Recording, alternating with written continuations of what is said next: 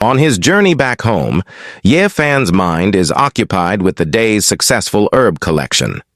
The air is crisp, and the scent of wildflowers fills his senses. Suddenly, his peaceful journey is abruptly interrupted by the sudden appearance of three captivating cultivator ladies. Their beauty is ethereal, their movements fluid as they chase after a wicked demon. Ye Fan's curiosity is piqued as he watches them, their determination evident in their unwavering gazes. Without hesitation, they activate their spiritual powers, preparing to confront their adversary head-on. But before they can strike, the demon strikes first with a vicious skill known as corpse fire. The three ladies are caught off guard, their shock evident as they struggle to evade the onslaught.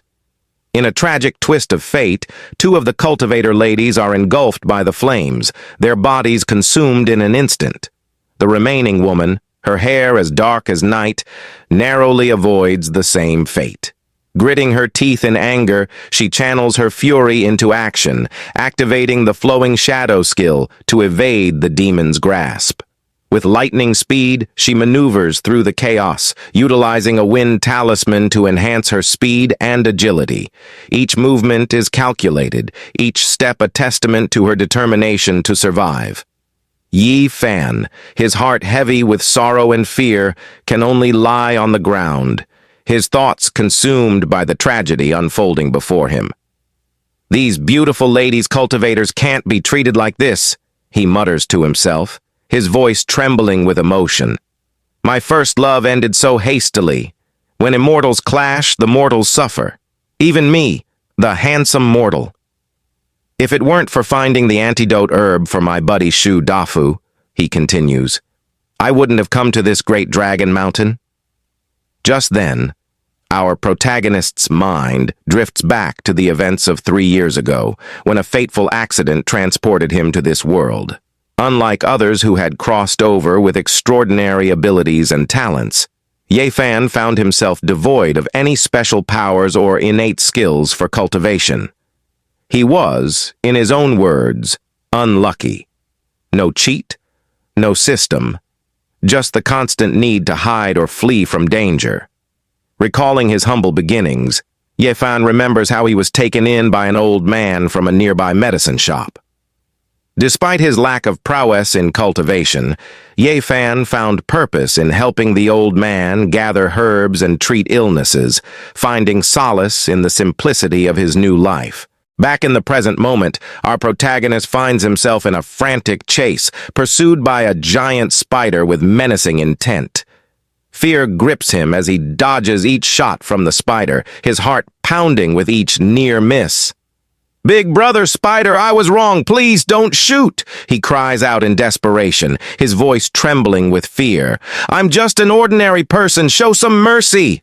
With panic etched on his face, he maneuvers deftly, narrowly avoiding the relentless barrage of attacks.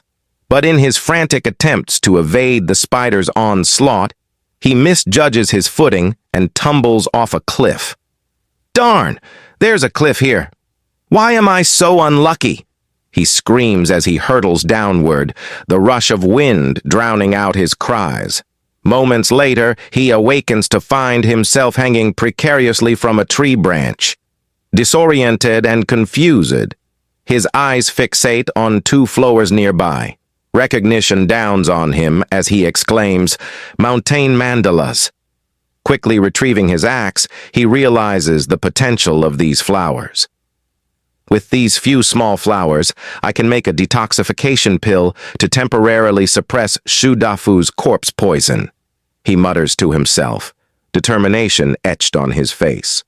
Suddenly, a voice breaks the silence, causing him to startle. "Young master, your smell is really good," says a mysterious lady. Bewildered, he turns to face her and inquires, "Who are you?" The lady, with a mischievous glint in her eyes, responds while licking her lips. Hey, you've barged into someone's home, yet for a young man you are quite handsome. I'm already quite attracted to you." Blushing, our protagonist stammers, "You, lady, you are also beautiful." His mind races with disbelief at his unexpected encounter. I actually found such beauty in this gorge. Today is going to be a lucky day, he muses to himself. Suddenly, the woman's tongue undergoes a grotesque transformation, morphing into that of a sinister snake. Her once human form contorts and twists, elongating into a terrifying monster. "Let me consume you," she hisses, her voice echoing with malice as her monstrous visage looms over our protagonist. Without hesitation, Ye Fan reacts swiftly, wielding his trusty hoe with precision as he strikes her head with a forceful blow.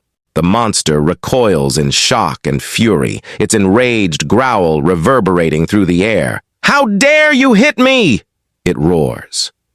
Ye Fan stands in disbelief, marveling at the fact that he was able to inflict damage upon the creature. "I actually hurt her?"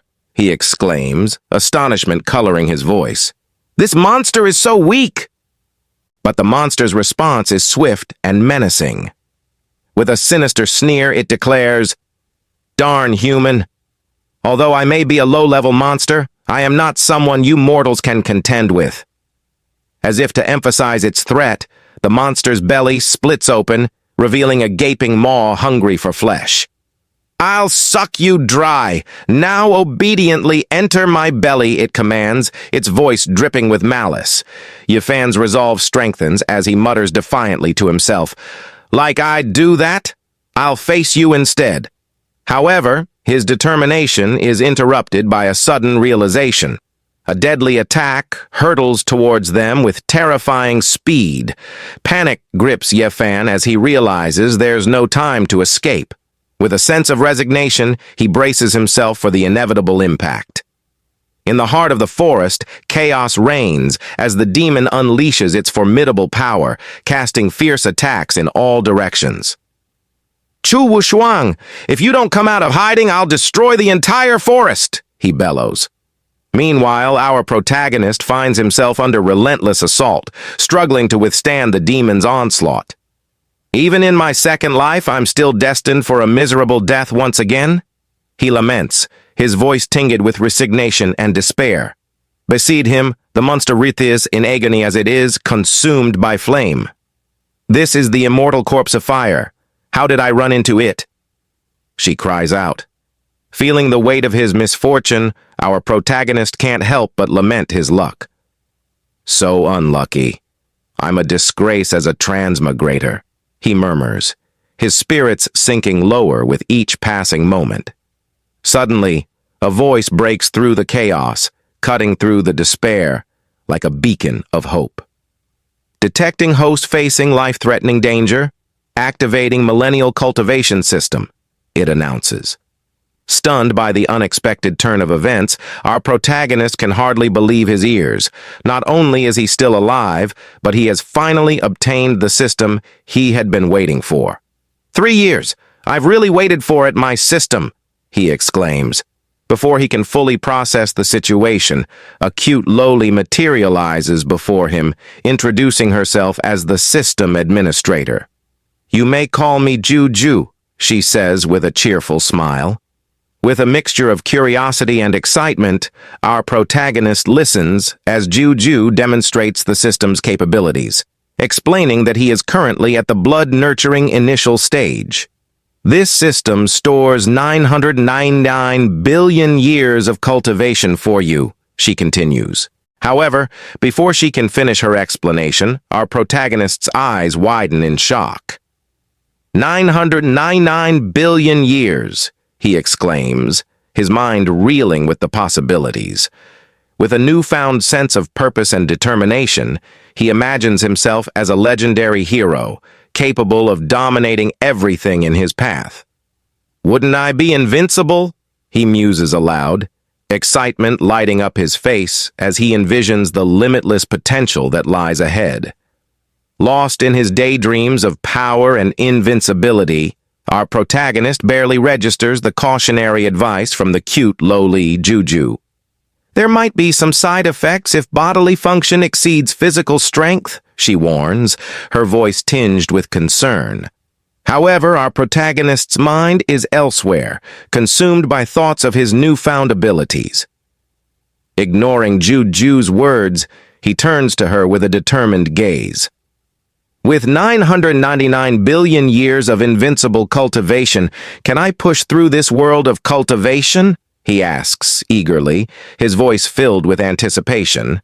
But Juju's expression darkens, a flicker of disappointment passing through her eyes. It seems the host isn't interested in my advice, she murmurs, her tone tinged with resignation. Then, good luck to you, host. Despite her subtle warning, she responds to his question with a measured tone. It should be possible, she replies. Before she vanishes, leaving our protagonist alone once more, Jujo offers one final remark. I look forward to being of use to you, host, she says. In the midst of his thoughts, a sudden noise shatters the tranquility, prompting our protagonist to whirl around in alarm. Before he can fully comprehend the source of the disturbance, he is struck in the stomach by the falling body of Chu Wushuang. Pain explodes through his abdomen, forcing him to cough up blood as he struggles to regain his senses. Ouch! That's painful! What's going on? He groans, his head swimming with confusion. As his vision clears, he is astonished to find the beautiful Chu Wushuang lying beside him. Is this the immortal lady from earlier? He wonders aloud. Wow, the system is providing benefits so quickly? With concern etched on his features, he reaches out to support her. Immortal sister, are you okay? You fell on me, he says, his tone filled with genuine worry. As Chu Wushuang slowly regains consciousness, she peers up at him with incredulity. Immortal? She murmurs, her voice tinged with surprise. Listen to me. If you don't want to die, promise me one thing. Hearing her urgent plea, our protagonist blushes, feeling out of his depth.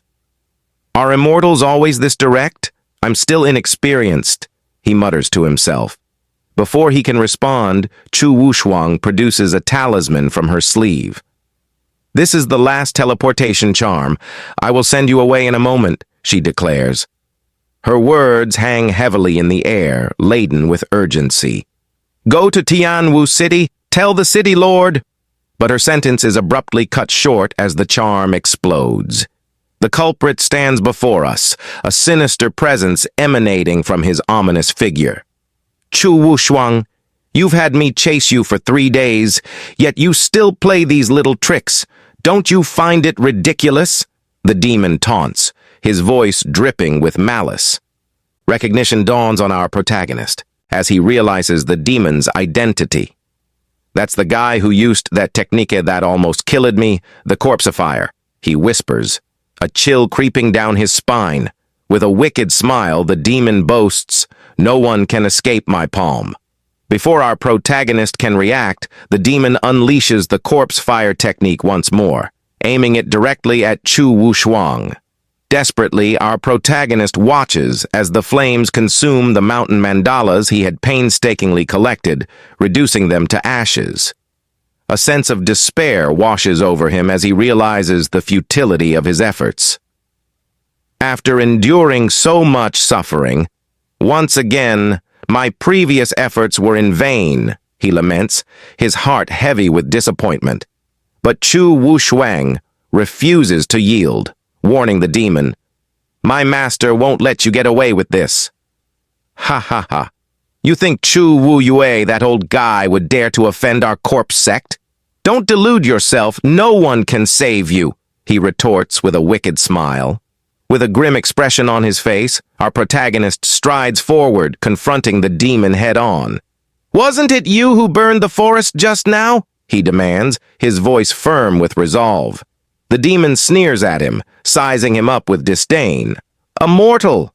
Are you seeking death, little ant? He retorts, his tone dripping with mockery. Undeterred, our protagonist meets his gaze with a defiant smile. An ant? We'll see who's laughing in the end, he declares, his words brimming with confidence. With a swift command to the system, he unleashes the power of 999 billion years of cultivation. In an instant, an incredible aura envelops him, shocking both the demon and Tianwu City. The atmosphere shifts drastically, overwhelmed by the immense strength emanating from our protagonist. Tianwu City can hardly believe her eyes. "He was just an ordinary mortal earlier," she murmurs in disbelief, her shock palpable. Even the demon, usually so confident in his power, is taken aback. "What is going on? Such strong pressure! What have you done?" he stammers, fear creeping into his voice. With a steely gaze, our protagonist confronts the demon's arrogance head-on. "Didn't you say mortals are nothing but ants? That cultivators are superior beings who can do as they please, disregarding the lives of others?" he retorts. The demon's confidence wavers as he faces the unyielding determination of our protagonist. "You, don't come any closer," he warns, panic flickering in his eyes. "I've cultivated 3 great vital springs in my body, half a step to the golden core, my body like a diamond, indestructible. With just that broken hoe in your hand, you won't be able to hurt me." But our protagonist pays no heed to the demon's boasts, his resolve unshaken. With lightning speed and ferocious strength, he strikes out with his hoe, delivering a devastating blow to his enemy's face. The demon recoils in agony, blood spewing from his wounds as he cries out in disbelief. "How is this possible?" he screams, his voice filled with terror and confusion. With a cold glint in his eyes, our protagonist stands tall, his voice steady and unwavering. "Feel it well, the rage of mortals," he declares, his words echoing with the power of his resolve. As Tianwu City witnesses the demon's agony, her astonishment knows no bounds. "That mortal," she gasps incredulously. "Did he defeat the demon?" Meanwhile, our protagonist advances with a resolute stride.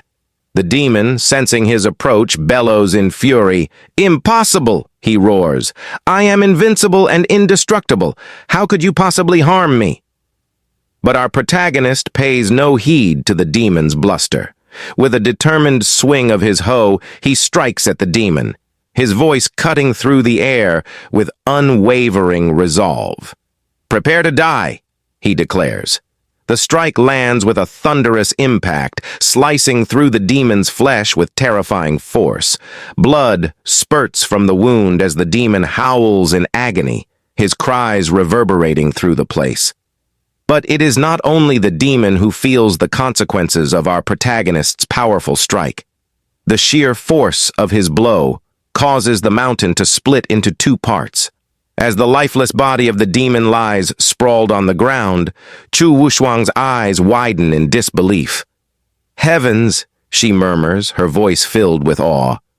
"What kind of cultivation is needed to unleash such a devastating strike?" Our protagonist, standing nearby, responds in a hushed tone. "It's the cultivation of 999 billion years." Suddenly, a notification pops up before him, catching his attention. The host has used cultivation, which far surpasses the limits of the physical body, it declares. Before he can fully grasp the implications, Juju manifests beside him. Swiftly, she wields her scythe, striking the protagonist's soul and causing him to wince as his lifespan diminishes by 44 years. Another notification follows, delivering the grim news that he now possesses only 6 years of lifespan. It urges him to bolster his lifespan and physical strength without delay. Hearing this, our protagonist seethes with frustration, directing his ire at the cute lowly. "Hey, what's going on?" he demands, his voice tinged with anger. "How did I end up with only 6 years of lifespan left?" Juju, her expression serene, uses her innocent face to calm Yefan's raging emotions. "I have already warned you," she says. "Using cultivation power beyond what the physical body can endure will inevitably lead to a reduction in lifespan." Tears well up in Yefan's eyes as he realizes the gravity of the situation. "Juju," he whispers, his voice choked with emotion. "If I die, will the system be destroyed as well? How could that possibly benefit you?" With a mischievous glint in her eyes, Juju licks her lips before responding. Restraining the host's fate is also one of my responsibilities. Even if the host perishes, the system can still exist with the remaining lifespan and abilities. Life passes like a fleeting white horse. I'll accompany the host until the end of his life. Ha ha ha.